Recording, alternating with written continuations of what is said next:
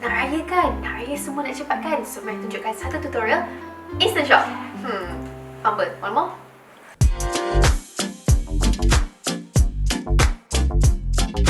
Assalamualaikum. Nak raya kan? Bila raya je semua nak siap cepat kan? So, Mira akan tunjukkan satu tutorial menggunakan Instant Shop.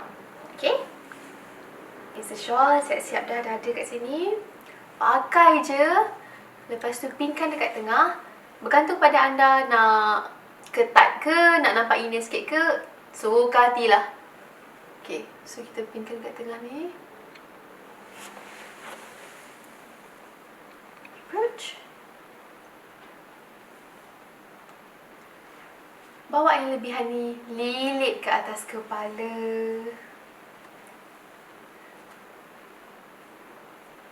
Bawa ni, tarik ketat-ketat, tak apa. Yang lebih-lebih ni, kita boleh lipat dia nanti. Kita tarik je ketat, make sure dekat atas ni ketat.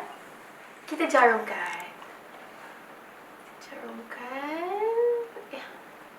So, yang belah kiri ni kita kemaskan.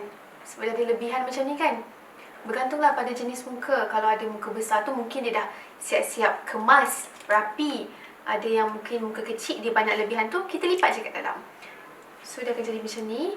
Dan ini bergantunglah kepada anda. Nak pindik ke, nak labuh ke. Sebab cutting dia dah memang siap ada. Yang ini akan terletak atas bahu. So, buatlah macam mana pun tetap cantik. Okay, pin kiri kanan dah siap. Sekejap, kita tunjuk tepi. Selamat mencuba.